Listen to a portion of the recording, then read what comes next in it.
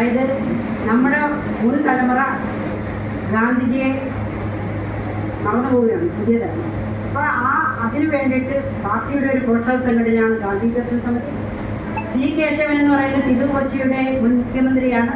അദ്ദേഹത്തെ പറ്റി സദസ് വളരെ വിശാലമായിട്ട് തന്നെ ഉള്ള നേതാക്കന്മാർ പറയുന്നു എന്നുള്ളത് കൊണ്ട് സി കേശവനെ പറ്റി ഞാൻ പറയേണ്ട ആവശ്യമില്ല. ഈ മകനാട്ടുകാരായ നിങ്ങൾക്ക് സുപരിചിതരാണ്. അദ്ദേഹത്തെ പറ്റി നിങ്ങൾക്കറിയാം. അപ്പോൾ അദ്ദേഹം കോഴഞ്ചേരി പ്രസംഗം നടത്തിയതിൻ്റെ 90-ാം വാർഷികമാണ്. കഴിഞ്ഞ 23-ാം തീയതി ജന്മദിനമായിരുന്നു. മകനാട്ട് മണ്ഡലം കമ്മിറ്റിയുടെ ആഭിമുഖ്യത്തിൽ അച്ഛനെയും അവരുടെ സ്മൃതി കുടീരം പോയി അച്ഛനെ നടത്തുകയും അതൊരു ഒരു മീറ്റിംഗ് എല്ലാവരും കൂടി അനുസ്മരണ സമ്മേളനമൊക്കെ നടത്തി. എല്ലാവർക്കും അറിയാവുന്ന ഒരു വ്യക്തിത്വമാണ്. കാരണം കൂടുതലൊന്നും വിശേഷണങ്ങൾ കഴിഞ്ഞു. KPCCയുടെ secretary advocate K. Babyson sir അവர்கள் ജില്ലാ കോൺഗ്രസ് കമ്മിറ്റിയുടെ ഉപാധ്യക്ഷ ചടങ്ങ് സംഘടിപ്പിച്ചിരിക്കുന്നത്. ഇവിടെ ഇരിക്കുന്ന മിക്കവർക്കും അറിയാൻ കഴിയും സി കേശവൻ ആരാണത്. എന്നിരുന്നാലും സി കേശവൻ പറയുമ്പോൾ പ്രമുഖ കോൺഗ്രസ് നേതാവും മുൻ തിരുക്കൊച്ചി മുഖ്യമന്ത്രിയുമായിരുന്ന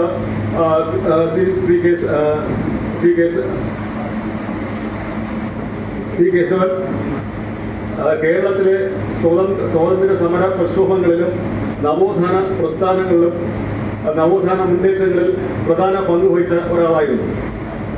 1932 മെയ് 13-ാം തീയതി ക്രൈസ്തവ മഹാസഭയുടെ ആഭിമുഖ്യത്തിൽ കോഴഞ്ചേരിയിൽ വെച്ച് നടത്തിയൊരു പ്രസംഗമായിരുന്നു. അന്നത്തെ ദിവാൻ ഭരണത്തിനെതിരെ ശക്തമായ ഭാഷയിൽ പ്രതികരിക്കുകയായിരുന്നു അദ്ദേഹം. അതായത് സർ CP രാമസ്വാമിയെ ഈ ജന്തു നമുക്കിവിടെ ആവശ്യമില്ല, ഇയാളുണ്ടെങ്കിൽ നമുക്കൊരു കാലത്തും ഗുണം പിടിക്കില്ല എന്ന ഒരു പ്രസംഗമാണ് ശരിക്ക് ഈ സമൂഹത്തിൽ അന്ന് കേട്ടത്.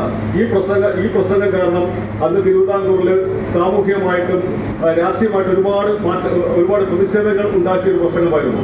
ഈ പ്രസംഗത്തിന്റെ ഫലമായി, അതായത് ദിവാനെ കുറിച്ചാണ് നമ്മൾ സി കേശവൻ പ്രഭാഷണം നടത്തിയത്.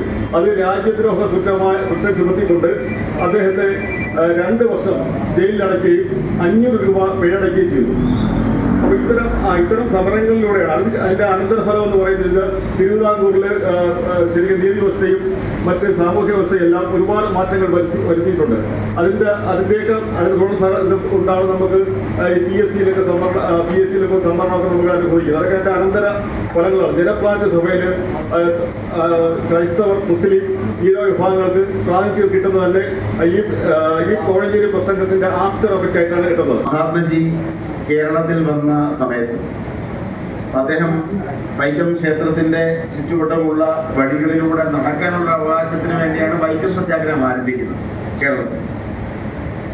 ആ ഒരു സമരം കേരളത്തിൽ നടന്നുകൊണ്ടിരിക്കുമ്പോൾ ആ സമരത്തെ വിജയിപ്പിക്കാനും സമരത്തിന് പിന്തുണ നൽകുവാൻ വേണ്ടി മഹാത്മജി കേരളത്തിലെത്തിയപ്പോൾ അദ്ദേഹം ആദ്യം സന്ദർശിക്കുന്നത് ഇന്ത്യന്തുരുത്തി മന, വൈക്കം ക്ഷേത്രത്തിന്റെ തന്ത്രിയായിരുന്ന ഇന്ത്യന്തുരുത്തി ദേവൻ നീലകണ്ഠൻ നമ്പൂതിരിപ്പാടിന്റെ വീട്ടിലാണ് മഹാത്മജി ആദ്യം പോകുന്നത്. അപ്പൊ അവിടെ അദ്ദേഹം ചെന്നതിന്റെ കാരണം ക്ഷേത്രത്തിന്റെ തന്ത്രിമാരുമായി ഉൾപ്പെടെ സംസാരിച്ച് വഴി നടക്കാനുള്ള അവകാശം അവർണ ജനവിഭാഗങ്ങൾക്ക് കിട്ടുന്നെങ്കിൽ അങ്ങനെയാകട്ടെ എന്ന് കരുതിക്കൊണ്ടാണ് ആദ്യം ഇന്ത്യന്തുരുത്തി മനയ്ക്കൽ ഗാന്ധിജി ചെല്ലുന്നത്. ഗാന്ധിജിയെ മുറ്റത്ത് നിർത്തുകയാണ്. മുറ്റത്തൊരു പന്തലിട്ട് മഹാത്മാവായി ഈ രാജ്യം മുഴുവൻ കരുതിയിരുന്ന മനുഷ്യനെ ഇരുത്തി. അപ്പൊ അതിന്റെ കാരണം എന്താണെന്ന് ചോദിച്ചാൽ അന്നത്തെ വർണ്ണാശ്രമ ധർമ്മ പ്രകാരം ഗാന്ധിജി ഗുജറാത്തിനുള്ള ബനിയയാണ്. ബനിയ എന്ന് പറയുന്ന വിഭാഗം ഗുജറാത്തിലെ വൈശ്യ വിഭാഗത്തിൽപ്പെടുന്ന ആളുകളാണ്, കച്ചവടക്കാരാണ്. അപ്പൊ ബ്രാഹ്മണ ഭവനങ്ങളിലേക്ക് വൈശ്യരെ കയറ്റുന്ന ഒരു പതിവില്ലാത്തതുകൊണ്ടാണ് ഗാന്ധിജിയെ ആ മുറ്റത്തിരുത്തിയാണ് സംസാരിച്ചത്. അപ്പോൾ സംസാരിക്കുന്ന സമയത്ത് ഗാന്ധിജിയോട് ഈ നമ്പൂതിരിപ്പാട് ചോദിക്കുന്നത് എങ്ങനെയാണ്, നിങ്ങൾ ഹിന്ദുമത വിശ്വാസിയാണോ? അതെ. പുനർജന്മത്തിൽ വിശ്വസിക്കുന്നുണ്ടോ? ഗാന്ധിയോട് ചോദിക്കുന്ന ചോദ്യമാണ്. പുനർജന്മത്തിൽ വിശ്വസിക്കുന്നുണ്ടോ? ഉണ്ട്. അപ്പോൾ പുനർജന്മത്തിൽ വിശ്വസിക്കുന്നു എന്നുണ്ടെങ്കിൽ ഹൈന്ദവ ശാസ്ത്രപ്രകാരം അയിത്ത ജാതിക്കാർ എന്നത് പൂർവ്വജന്മത്തിൽ പാപം ചെയ്തവരാണ്. അപ്പോൾ ആ ജന്മത്തിൽ ചെയ്ത പാപത്തെ ഈ ജന്മത്തിൽ അവർക്ക് ശിക്ഷ അനുഭവിച്ചെങ്കിൽ മാത്രമേ ആ ശിക്ഷ അവർ ഒഴിവായി പോയുള്ളൂ. നമ്പൂതിരിപ്പാട് ഗാന്ധിജിയോട് പറയുന്ന കാര്യങ്ങൾ ഒരു കൊലപാതകിയോടോ ഒരു കവർച്ചക്കാരനോടോ വേണമെങ്കിൽ ഞങ്ങൾ ക്ഷമിച്ചേക്കാം, പക്ഷെ അടുത്ത ജാതിക്കാരോട് ക്ഷമിക്കാൻ പറ്റില്ല. കാരണം അവർ പൂർവ്വജന്മത്തിലെ പാപത്തിന്റെ ശിക്ഷയാണ് അനുഭവിക്കുന്നത്. നമ്പൂതിരിപ്പാടിന്റെ ഗാന്ധിജിയോട് പറയുന്ന കാര്യമാണ്. ഇപ്പൊ ഗാന്ധിജിയിലെ ജനറൽ ഡയർ നൂറുകണക്കിന് മനുഷ്യരെ വെടിവെച്ച് വന്ന ആളാണ്, നേതൃത്വം കൊടുത്ത ആളാണ്. ഈ ജനറൽ ഡയർ പോലും ഇത്ര ക്രൂരമായി സംസാരിക്കുന്നില്ലല്ലോ. നിങ്ങൾക്കൊരു കവർച്ചക്കാരനോടോ ഒരു കൊലപാതകിയോടോ ക്ഷമിക്കാൻ സാധിക്കും, പക്ഷെ നിങ്ങളെപ്പോലെ ഈ ഭൂമിയിൽ ജീവിക്കുന്ന ഒരു മനുഷ്യനെ അവൻ ജനിച്ച ജാതിയുടെ പേരിൽ ഇത്രമാത്രം അകറ്റി നിർത്തുന്നത് എത്രമാത്രം ക്രൂരമാണ്. ഗാന്ധിജി നമ്പൂതിരിപ്പാട് ഇന്ത്യത്തിരുത്തി മനയ്ക്കൽ നമ്പൂതിരിപ്പാടിനോട് പറഞ്ഞ കാര്യമാണ്. അപ്പോ അദ്ദേഹം പറയും, അപ്പൊ നിങ്ങൾ ഞങ്ങളുടെ ആചാര്യന്മാരെ, ശങ്കരാചാര്യന്മാരെ, മാധ്വാചാര്യനെയും ഒക്കെ തന്നെ ജനറൽ ഡയറിനെ പോലെയാണോ കരുതുന്നത് എന്നാണ്. അപ്പൊ ഗാന്ധിജി പറയുന്നത് പ്രവൃത്തി അതുപോലെയാണല്ലോ. അപ്പൊ ഞാനിത് ഈ ഒരു സംഭവം എടുത്തു പറയുന്നത് പറഞ്ഞാൽ ആ കാലഘട്ടത്തിൽ ഉണ്ടായിരുന്ന മനുഷ്യരുടെ മനസ്സിനെ കുറിച്ച് സൂചിപ്പിക്കാൻ വേണ്ടിയാണ്. ജാതി വിവേചനം ശരിയാണ് എന്ന് വിശ്വസിക്കുന്ന വലിയൊരു വിഭാഗം, ജാതി വിവേചനം അനുഭവിക്കുന്നത് പോലും തങ്ങളുടെ പൂർവ്വജന്മ പാപം കൊണ്ടാണെന്ന് വിശ്വസിച്ച് സ്വയം ആ പീഡനം ഏറ്റുവാങ്ങുകയും തങ്ങളെക്കാൾ താഴെയുള്ള ജനവിഭാഗങ്ങളോട് അതുപോലെ തന്നെ ക്രൂരമായി പെരുമാറിക്കൊണ്ടിരിക്കും, അതും ജാത്യാചാരത്തിന്റെ ഭാഗമാണ് ചിന്തിക്കുന്ന മനുഷ്യർ. 2003 ഡോക്ടർ പൽപുവിന്റെ നേതൃത്വത്തിൽ ശ്രീനാരായണ ഗുരുവിനെ അധ്യക്ഷനായിക്കൊണ്ട് ശ്രീനാരായണ ധർമ്മ പരിപാലന യോഗം സ്ഥാപിക്കപ്പെട്ടു, SNDP യോഗം സ്ഥാപിക്കപ്പെട്ടു. 2007 പണ്ഡിറ്റ് കറുപ്പന്റെ നേതൃത്വത്തിൽ അരേചന പരിപാലന സമൂഹങ്ങളുണ്ടായി. 2013 സാമ്പവരുടെ സംഘടനയുണ്ടായി. 2014 NSS ഉണ്ടായി.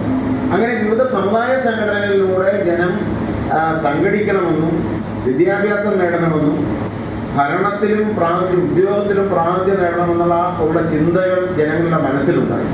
ഗുരുദേവൻ വിദ്യ കൊണ്ട് സ്വതന്ത്രരാകാനും സംഘടന കൊണ്ട് ശക്തരാകാനും ആഹ്വാനം ചെയ്തൊരു കാലഘട്ടമാണ്. അതിനു മുമ്പ് ഇവിടെ അരുവിപ്പുറത്ത് പ്രതിഷ്ഠയുണ്ടായി. പ്രതിഷ്ഠിക്കുവാനുള്ള അവകാശം ബ്രാഹ്മണ്യത്തിന് മാത്രമല്ല എന്ന് ഉള്ളൊരു നയപ്രഖ്യാപനം കൂടിയായിരുന്നു അരുവിപ്പുറത്തെ ശിവപ്രതിഷ്ഠ. അപ്പോൾ കേരളം ഒരു നവോത്ഥാനത്തിലൂടെ കടന്നു വരികയായിരുന്നു. മനുഷ്യരുടെ മനസ്സിൽ ആദ്യം മാറ്റമുണ്ടായി. നീതി വേണം, സ്വാതന്ത്ര്യം വേണം, ജനാധിപത്യം വേണം എന്നുള്ളൊരു ചിന്ത മനസ്സുകളിലുണ്ടായി. 1920 എത്തിക്കഴിഞ്ഞപ്പോൾ നമ്മുടെ നാട്ടിൽ ഈ 1888 എത്തിക്കഴിഞ്ഞപ്പോൾ തന്നെ തിരുവിതാംകൂർ ഭരണത്തിന്റെ കീഴിൽ ശ്രീമൂലം പ്രജാസഭ സ്ഥാപിക്കപ്പെട്ടു, ശ്രീമൂലം സഭ സ്ഥാപിക്കപ്പെട്ടു.